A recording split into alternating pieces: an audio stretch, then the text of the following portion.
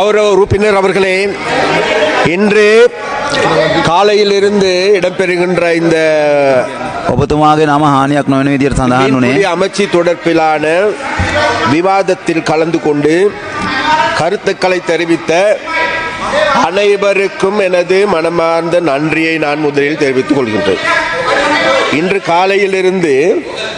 இன்று காலையிலிருந்து நாங்கள் தேடி பார்க்கின்ற போது பல உறுப்பினர்கள் பேசினார்கள். பல உறுப்பினர்களை எடுத்து பார்க்கின்ற பொழுது அவர்கள் அனைவராலும் முன்வைக்கப்படுகின்ற கருத்துக்களை நாங்கள் மிகவும் நல்ல முறையில் அவதானித்தவனாக ஒவ்வொரு பிரச்சனைகளுக்கும் எதிர்வரும் காலங்களிலே நாங்கள் இவைகளை கண்டு தீர்வினை வழங்குவதற்கு ஏதுவான நடவடிக்கை எடுக்கிறேன். அதே போன்று விசேடமாக இன்றைக்கு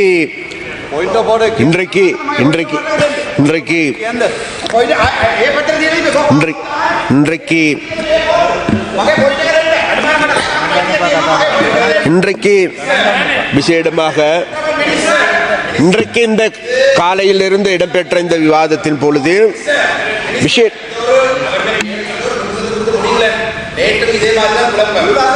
அதாவது உங்களோட குழப்பங்களை கொண்டு உங்களோட மாவட்டத்தில் வச்சுக்கொள்ளுங்க, அவங்களோட வீட்டுக்குள்ள வச்சு கொள்ளுங்க, அல்ல உங்களோட வீட்டுக்குள்ள வச்சு கொள்ளுங்க. சரியா? ஒன்று ஒன்று ஒன்று நான் சொல்லவா, இது எந்த டைம் இதை டிஸ்டர்ப் பண்ண வேணா, உட்காருங்க. சரியோ? சரியா? அதனால சபாநாயகர் அவர்களே, අරයා පොඩ බැඳලා දාන්න මේ කතානායකතුමනි ලණුවක් දාලා. හරි අනේ යනවා යන්න ඕයි තම්සේ. හරි හරි நீல அதாவது அந்த சரியா ගරු මන්ත්‍රීතුමා තප්පර 30ක් කාලයක් ගන්න. තප්පර ටිකක් පොයින්ට් වෝට් එකේ තියෙන විනාඩියක්. හරි මට කියන්න දැන් 2021 අපේ DCC මීටින් එක තිබ්බා 31 වෙනිදා. 2021 මගේ ෆෝන් එක ට්‍රැක් කරලා 2021 23 වෙනිදා අපේ සභානායකතුමා ලියුමක් දීලා තියෙනවා පොලිසියට මාව අරස් කරන්න කියලා. හැබැයි මට දැනුවත් කරලා නැහැ. එදා දවසේ ඉඳන් අපේ සභානායකතුමා කරන්නේ ඕගොල්ලෝගේ මේ ප්ලෑන් එක තමයි මේවා කරන්නේ. ඒක සම්පූර්ණම වැරදි. පොයින්ට් මාව අරස් කරන්න පොඩි ගරු ඇමතුමා කතාව කරගෙන යන්න.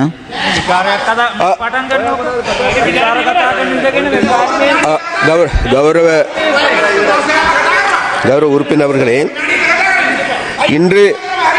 இன்று காலையிலிருந்தே இடம்பெற்ற இந்த விவாதம் நல்ல முறையில் இடம்பெற்று சொல்கின்றது. நல்ல முறையில் இடம்பெற்று செல்லுகின்ற போது இப்பொழுது எங்களுக்கு காணக்கூடியதாக இருக்கின்றது, இதில் அந்த என்னமோ அந்த சிவன் பூசையில் கரடி பூந்த மாதிரி ஒரு சில கரடிகள் பூந்து விளையாடுவதையும் காணக்கூடியதாக இருக்கின்றது.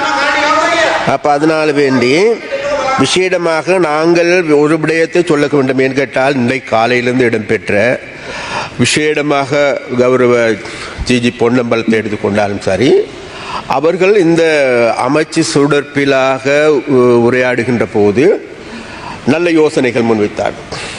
அதே போன்று இங்கே திலீப் வேதாராய்ச்சி எடுத்துக்கொண்டாலும் சரி, எதிர்கட்சியில் இருக்கின்ற ஏனைய உறுப்பினர்கள் எடுத்துக்கொண்டாலும் சரி, எங்களுடைய ஆளும் கட்சி உறுப்பினர்கள் எடுத்துக்கொண்டாலும் சரி, விசேடமாக மட்டக்களப்பை சார்ந்த உறுப்பினர்கள் எடுத்துக்கொண்டாலும் ஒருவரை தவிர மற்றவர்கள் எல்லோருமே மிகவும் நல்ல ஆணித்தரமான கருத்துக்களை முன்வைத்திருக்கின்றார்கள். அந்த கருத்துக்களில் இருந்து ஒரு விடயம் தெரிகின்றது. கடைசியாக பேசிய எங்களுக்கு எல்லோருக்கும் ஆக்டர் அப்புவாமி என்கின்ற ஒரு எம்பி பேசினார். அவர் பேசுகின்ற பொழுது எங்களுக்கு எல்லோருக்கும் காலையிலிருந்து நான் பார்த்து கொண்டிருந்தேன். காலையிலிருந்து அவர் இதில் கலந்து கொள்ளவில்லை, காலையிலிருந்து இருக்கவில்லை. மாலை இப்பொழுதுதான் வந்தார். வந்தவுடன் ஏதோ இரவு முழுவதும் தூங்கி முழித்தவன் போன்று பேசிக்கொண்டு ஓடுகின்ற ஒரு போக்கு இருக்குது. ஏனென்றால் காலையிலிருந்து நாங்கள் பார்க்கின்ற பொழுது இந்த விவாதம் இடம்பெறுகின்ற பொழுது, இந்த விவாதத்தில் கருத்துக்கள் வருகின்ற பொழுது, அந்த கருத்துக்கள் தொடர்பாக எதிர்வினையாற்றிய சம்பந்தமாக எங்களுடைய பாராளுமன்ற உறுப்பினர்கள் அவைகளுக்கு பதில் வழங்கினார். அவ்வாறு வழங்கி இருக்கின்ற போது மறுபடியும் அதே வார்த்தைகளையும் அதே குற்றச்சாட்டுக்களையும் வெறுமனே முன்வைக்கின்ற நபர்களாகவே இன்றைக்கு விசேடமாக அந்த எதிர்க்கட்சியை சார்ந்த உறுப்பினர்கள் இருக்கின்றார்கள். அதனால் நான் ஒரு விடயத்தை சொல்ல வேண்டும் இந்த இடத்தில். என்னவென்றால் விசேடமாக நான் இன்றைக்கு இந்த அமைச்சை பொறுப்பேற்று இன்றைக்கு 4 மாதங்கள் தான் ஆகுகின்றது கௌரவ உறுப்பினர் அப்படி. ஆனால் இப்பொழுது இந்த அமைச்சு இந்த பாராளுமன்ற உறுப்பினர்கள் பேசுவதை பார்க்கின்ற பொழுது என்னமோ கடந்த காலம் முழுவதும் நாங்கள் தான் இதில் ஆட்சி பீடத்தில் இருந்தது போன்றும், நாங்கள் தான் இந்த மீன்பிடி அமைச்சர் செய்தது போன்றும் இவர்களால் எங்கள் மீது குற்றச்சாட்டுகள் முன்வைக்கப்படும். அதனால் அது தொடர்பாக நான் அலட்டிக்கொள்ள போவதில்லை. என்ன ஒரு கதையும் சொல்வேன்னா, தூற்றார் தூற்றட்டும் போற்றுவோர் போற்றட்டும் நான் செல்லும் வழி நேர்வழியாகட்டும் என்ற சித்தாந்தத்தின் அடிப்படையில் எனக்கு நம்பிக்கை இருக்கின்றது. இவர்கள் என்ன கேடு கட்டு என்னத்தை சத்தம் போட்டாலும் கூட விசேடமாக இன்றைக்கு மீனவர்களுடைய பிரச்சனை சம்பந்தமாக, கடல் தொழிலாளர்களுடைய பிரச்சனை சம்பந்தமாக, அது வடக்கா கிழக்கா தெற்கா என்றல்ல, அதாவது மீனவர்கள் 15 மூலாசனයට පැමිණෙනවා. Order please.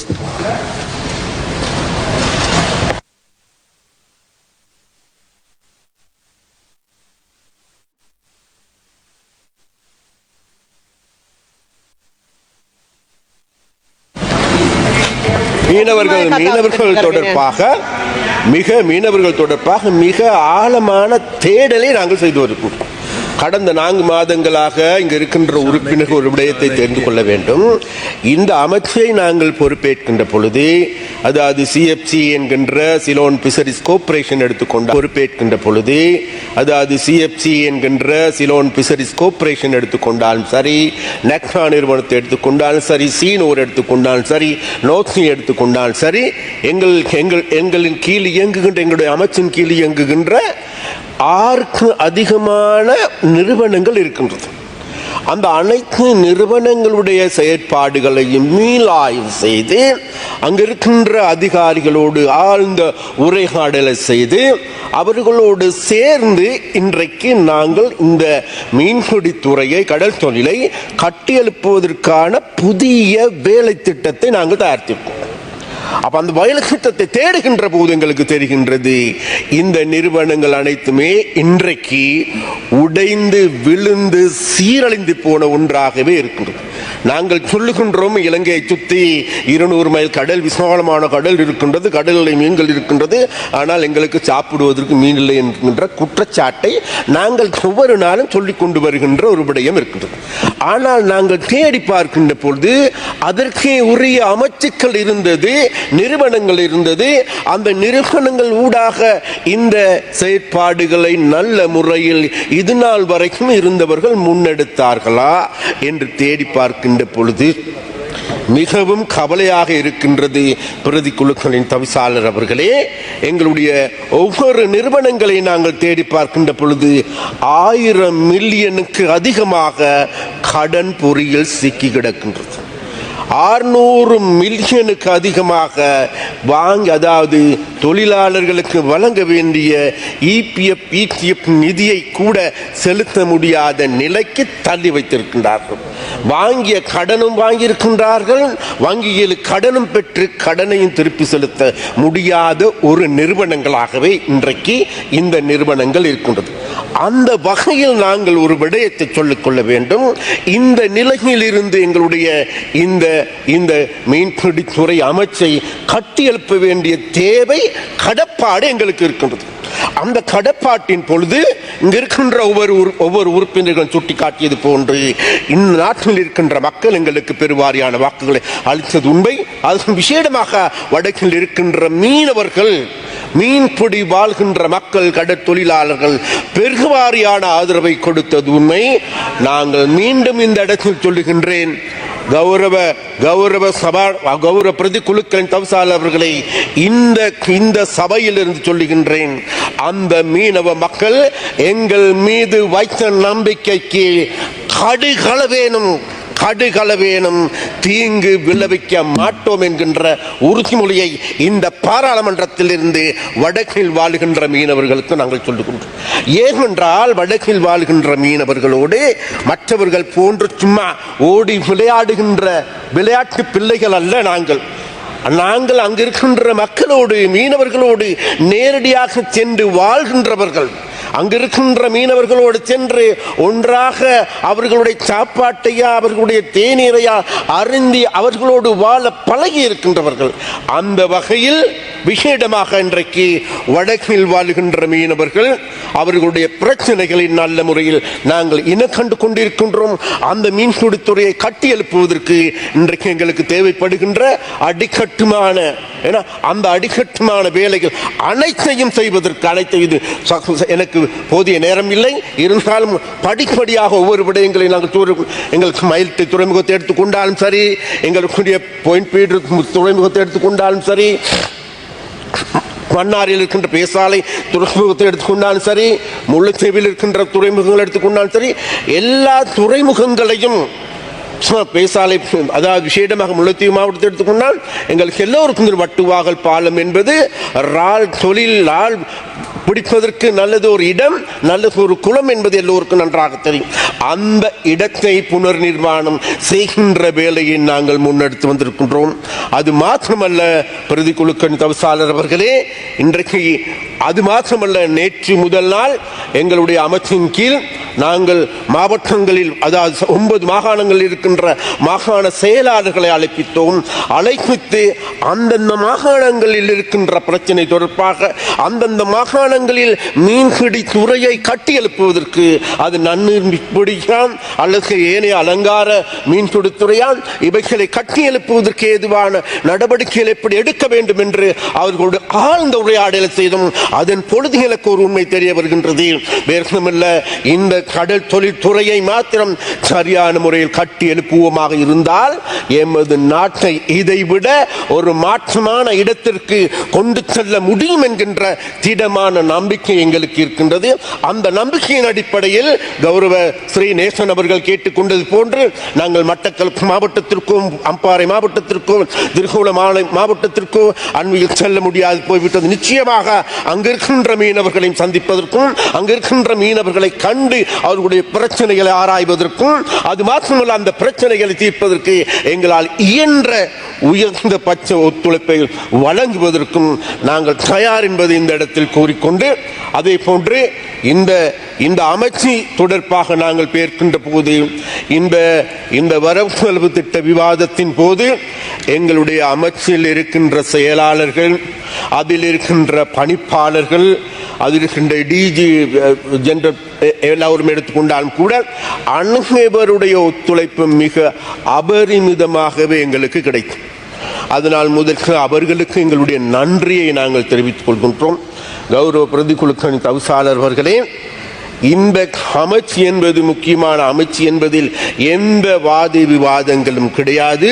இன்று காலையிலிருந்து கருத்துக்களை தெரிவித்த அனைத்து பாராளுமன்ற உறுப்பினர்கள், அது எதிர்க்கட்சியாக இருந்தாலும் சரி, அதே போன்று எதிர்க்கட்சியாக இருந்தாலும் சரி, ஆளும் கட்சியாக இருந்தாலும் சரி, அனைவரும் உண்மையிலேயே மிகவும் ஆணித்தரமான நல்ல கருத்துக்களை வழங்கியிருக்கின்றார்கள், நல்ல ஆலோசனைகளையும் வழங்கியிருக்கிறார்கள். அந்த வகையில் விசேடமாக நான் ஒரு விடயத்தை மாத்திரம் கடைசியாக சொல்லிக்கொள்ள வேண்டும். விசேடமாக இன்றைக்கு இந்த இதுகளை நாங்கள் பற்றி பேசுகின்ற போது ஒரு சில இவர்கள் சொன்னார்கள், அதாவது இன்றைக்கு நாங்கள் நிதி ஒதுக்கீடு செய்கின்ற பொழுது எரிபொருளுக்கான நிதி கிடைக்கவில்லை, படகுகளுக்கு கிடைக்கவில்லை. அதில் முற்றிலும் பொய்யான தகவல். எங்களுடைய அறிக்கையின்படி கடந்த காலங்களில் மாத்திரம் நாங்கள் அதாவது 31,143 படகுகள், பல்லின படகுகள் பதிவாகி இருக்கின்றது. அதில் அவைகளுக்கு நாங்கள் தேடி பார்க்கின்ற பொழுது அதாவது 8 மில்லியனுக்கு அதிகமான ரூபாய் நாங்கள் அதாவது மானியமாக வழங்கியிருக்கின்றோம். அப்போ அது மேலும் மானியம் வழங்குவதற்கு நாங்கள் தயாராக இருக்கின்றோம். மானியம் வழங்குகின்ற பொழுது ஒரு பிரச்சனை இருக்கின்றது. அதாவது மானியம் வழங்குகின்ற போது அந்த மானியங்களை பெற்றுக்கொள்வது மாத்திரமல்ல, அவர்கள் மாதாந்தம் புதுப்பிக்க வேண்டிய தேவை இருக்கின்றது. அந்த புதுப்பிக்காததன் காரணமாக இன்றைக்கு பல்வேறு தடைகள் ஏற்பட்டிருக்கிறது தெரிகின்றது. அது மாத்திரமல்ல, இந்த கணக்கு வழக்கு வங்கிகள் ஊடாகவே இடம்பெறுகின்றது. நாங்கள் வங்கிகளுக்குத்தான் எங்களுடைய பணத்தை அனுப்பி வைக்கின்றோம். அந்த வங்கிகளுக்கு அனுப்புகின்ற பொழுது அவர்களால் வழங்கி இருக்கின்ற அந்த அவர்களுடைய கணக்கு இலக்கங்களில் பல்வேறு குறைபாடுகள் காணக்கூடியதாக இருக்கின்றது. அந்த அதை நாங்கள் நிவர்த்தி செய்து கொண்டு சொல்லுகின்றோம். அந்த குறைபாடுகளின் காரணமாக மறுபடியும் நாங்கள் அவர்களை தொடர்பு கொள்ள வேண்டியிருக்கின்றது, மறுபடியும் புதுப்பிக்க வேண்டியிருக்கின்றது. அவ்வாறான ஒரு சிலருடைய காலதாமதங்கள் இருக்கின்றது தவிர வேறு எதுவும் கிடையாது. அந்த வகையில் விசேடமாக நாங்கள் இந்த பிரச்சனையை கூடுதலான கவனத்தை எடுத்திருக்கின்றோம். அது மாத்திரமல்ல, மேலும் மில்லியன் 3000க்கு அதிகமான மில்லியன் ரூபாய் மிச்சம் இருக்கின்றது. அந்த பணத்தையும் நாங்கள் எதிர்வரும் காலங்களில் இதே மீனவர்களுக்கு, இதே மீன்பிடியில் ஈடுபடுகின்ற படகுகளுக்கு எரிபொருள் மானியமாக வழங்குவதற்கு நாங்கள் தீர்மானித்திருக்கின்றோம் என்பதை இந்த சபையில் நாங்கள் சொல்லிக்கொள்ள வேண்டும். அது மாத்திரமல்ல கௌரவ பிரதிகுலுக்கள் தவிசாளர் அவர்களே, இன்றைக்கு எங்களுக்கு நன்றாக ஒரு விடயம் மாத்திரம் தெரிகின்றது என்னவென்றால், விசேடமாக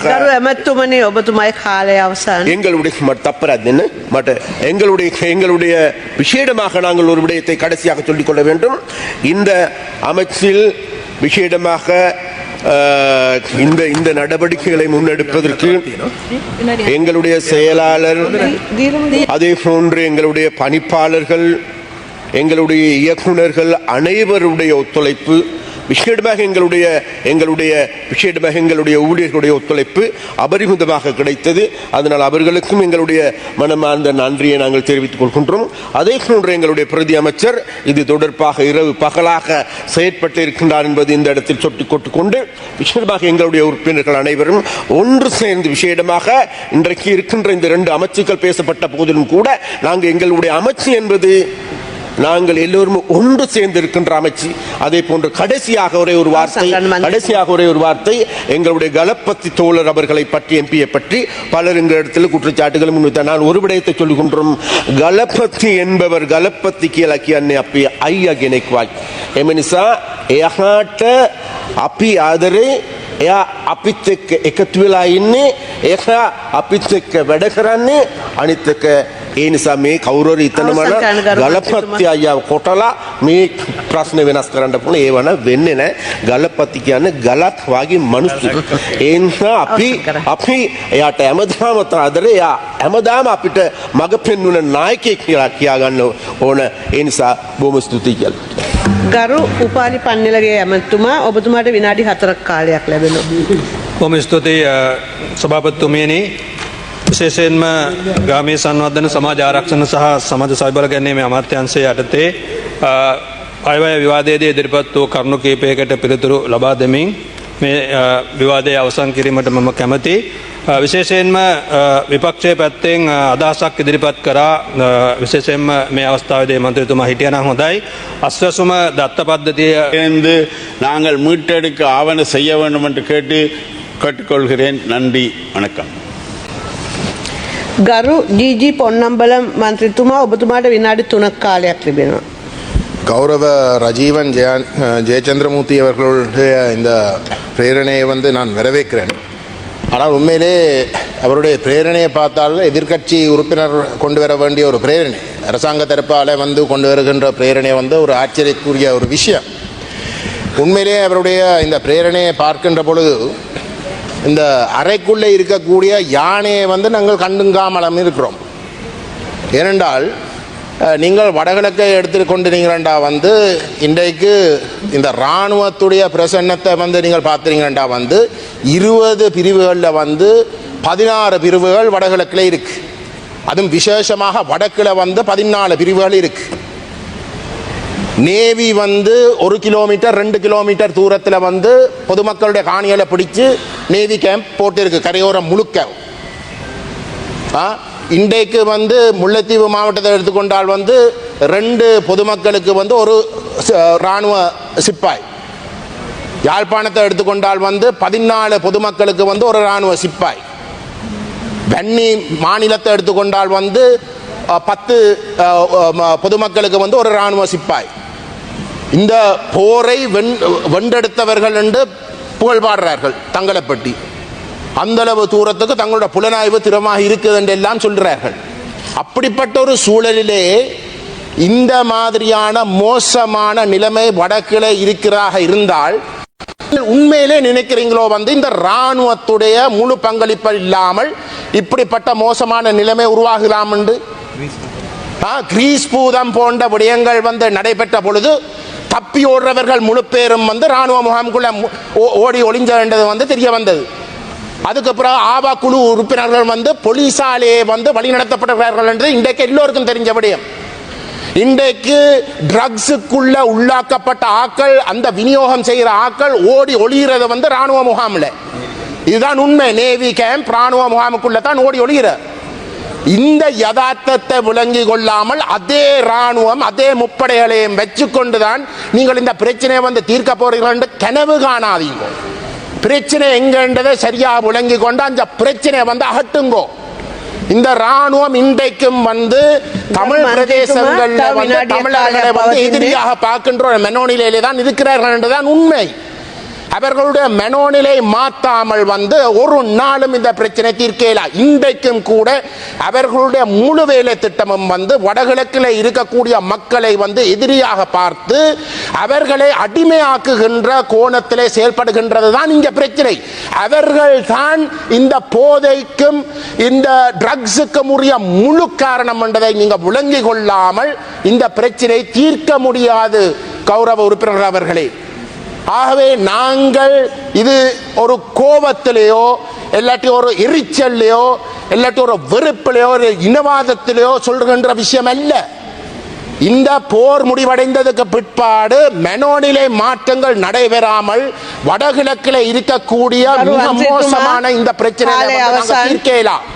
கடந்த காலங்களில் இருந்த அரசாங்கங்களை விட நீங்கள் வித்தியாசமாக இருக்க போறீர்கள். உண்மை நிலைமைகள் விளங்கிக் கொண்டு செயல்பட வேண்டும் என்று நான் தயவுடன் கேட்டுக்கொள்ள விரும்புகின்றேன். ගරු සානික්‍යම් රාසමානික්කම් මන්ත්‍රීතුමා ඔබතුමාට மிக முக்கியமான ஒரு விவாதம். கௌரவ மீன்பிடித்துறை அமைச்சருடைய ஒரு கவனத்துக்கு மட்டக்களப்பு மாவட்டத்தை சேர்ந்த ஓரிரு விடயங்களை மிக விரைவாக கொண்டு வரலாம் நினைக்கின்றேன். கௌரவ அமைச்சர்களே, மட்டக்களப்பிலே உருகாமம் பிரதேசத்திலே தும்பாலை சோலை என்று அழைக்கப்படும் பிரதேசத்திலே கித்துள்ளே ஒரு மீனவர் சங்கம் இருக்கின்றது. இந்த உருகாமத்திலே அதாவது அந்த மீன்பிடி சங்கத்துக்கு ஒரு துறைமுகம் இல்லாத பிரச்சனை பாரிய பிரச்சனையாக இருக்கின்றது. நீண்ட தூரம், அதாவது 2.5 கிலோமீட்டர் தூரம் பயணம் செலுத்தி தான் நடந்து தான் அந்த காட்டுப்பாதை இல்லாட்டி யானை தொல்லைக்கு மத்தியில் தான் உருகாமத்துக்கு சென்று அந்த பாதையினூடாக இந்த மீனவர்கள் மீன்பிடி துறையிலே ஈடுபட வேண்டியதாக இருக்கின்றது. அந்த வகையிலே இன்னொரு மீன் பிடி துறைமுகம் உண்டு இல்லாட்டி ஒரு துறைமுகம் உண்டு அதில் அமைக்க வேண்டும் என்று நீண்டகால கோரிக்கையாக இருக்கின்றது. இது சம்பந்தமாக உங்களுடைய கவனத்தை உடனடியாக செலுத்தி மட்டக்களப்பிலே இருக்கும் நெல்சன் நன்னீர் மீன் வளர்ப்புக்கு தெரியும், அவருக்கு தெரியும், அந்த அதிகாரிக்கு தெரியும், உடனடியாக இதுக்கான ஒரு தீர்மானத்தை எடுத்து தருமாறு கேட்டுக்கொள்கிறேன். 2வது விடயம், மட்டக்களப்பு வாழச்சேன பேத்தாலையிலே மீனவர்களுக்கு தேவைப்படும் ஒரு இடம், அதாவது பாதைகள் போட் நிறுத்த வேண்டிய இடம், பிள்ளையானுடைய தம்பி அகிலா என்று அழைக்கப்படும் நபர் தன்னுடைய ஒரு வேலியை அமைத்து அதிலே போட்களை நிறுத்துவதற்கு தடை செய்து வைத்திருக்கிறார். இது சம்பந்தமாக அபிவிருத்தி குழு கூட்டத்தில் வந்த பொழுது உங்களுடைய அபிவிருத்தி குழு தலைவர் அருண் ஹேமச்சந்திரா அவர்கள் சொன்னார், இதெல்லாம் நாங்கள் அராஜகமான முறையிலே எடுத்தபடி செய்ய முடியாது, சட்டப்படி செய்ய வேண்டும் என்று சொல்லி இன்று 4 மாதமாகிவிட்டும் அதே பிரச்சனை இப்பொழுதும் இருக்கின்றது. அந்த வகையிலே கௌரவ அமைச்சர்களே இந்த போட்டை நிறுத்துவதற்கு இந்த மக்களுக்கான நீதியை பெற்று தர வேண்டும் என்று இந்த இடத்திலே கேட்டுக்கொள்கிறேன். அதே போலதான் 3வது விடயம், கழுவங்கேணியிலே இருந்து ஏறாவூரையும் கழுவங்கேணியும் இணைக்கும் வகையான ஒரு பாதை, இது மீனவருக்கு மிக முக்கியமான ஒரு பாதை. இந்த பாதையிலே ஒரு சிறிய பாலமும் அமைத்து இந்த பாதையை புனரமைத்து தந்து ஒரு பாதை உருவாக்கி தர வேண்டும் என்று கேட்கிறோம். ஏனென்றால் ஏறாவூரிலே புன்னக்குடாவிலே அந்த கடல் தொழிலில் ஈடுபட்டவருக்கு தேவையான எரிபொருள் ஐஸ் ஃபேக்டரி எல்லாம் இருக்கின்றது. කළුවන්කණික இந்த விடயம் மிக முக்கியமானது. ඒ වගේම තමයි කතානායකතුමා මේ මුලසුනේ හිටියා නම් හොඳයි. මොකද කතානායකතුමා එළියල ඊයේ දවසේදී කතානායකතුමාගේ ප්‍රකාශවල කතානායකතුමා කියලා තියෙනවා මේ වැදගත් ජාතික වැදගත්කමින් තියෙන ප්‍රශ්නයක් වුණත් හවස්වරුවේ කතා කරන්න කියලා ඇතුමට තේරෙන්නේ නැහැ. හවස්වරුවේ ඇමතිවරු නැහැ මේවලට උත්තර දෙන්න. ඒකයි උදේවරුවේ මේවා කතා කරන්නේ. එතුමාගේ සාමාන්‍යයෙන් කතානායකවරයෙක් මේ മന്ത്രിවරු සියලු දෙනාම ආරක්ෂා කරන්න තමයි කතානායකවරයා පෙනී ඉන්නේ. කතානායකවරයා එයා වැරද්දක් කරාම එයාට විරුද්ධව කොහොමද අපි වරප්‍රසාද ප්‍රශ්නයක් ගෙන්නේ? කොච්චර ලැජ්ජාවක්ද? ඒක නිසා තමයි මම කරේ නැත්තේ. ඊයේ දවසේ අද උදේ ලංකාදීප පුවත්පතේ දෙරණ වැඩසටහනේ තියෙනවා අර්චුනාටත් රාසමානික්කම්ටත් කතානායකයන් දැඩි අවවාද. දෙන්නගේම හැසිරීම අශෝභනයි අන්තිමයි. මේ පාර්ලිමේන්තුවේ කතානායකගේ හැසිරීම අශෝභනයි අන්තිමයි. දැන් මම ඇවිල්ලා කතානායකතුමනි මේ මතක තියාගන්න ඕනේ හිටියනම් හොඳයි. මේ පාර්ලිමේන්තුවේ පොල් කොම්බ ගහගෙන ආවා වගේ ගහගෙන ආපු පුද්ගලෙ ඉන්නේ මම. අපේ චරිත ඝාතනය කරන්න එපා ඔය මුලසුනේ වාඩි වෙලා ඔබතුමා. ඒක නිසා මේ ඔය මුලසුනේ ඉන්න කතානායකතුමාට වගකීමක් තියෙනවා മന്ത്രിවරුන්ගේ ගෞරවය ආරක්ෂා කරන්න.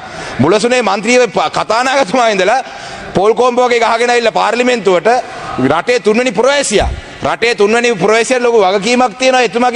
එතුමා හසුරවන්න ඕනේ මේ සභාව හරියට.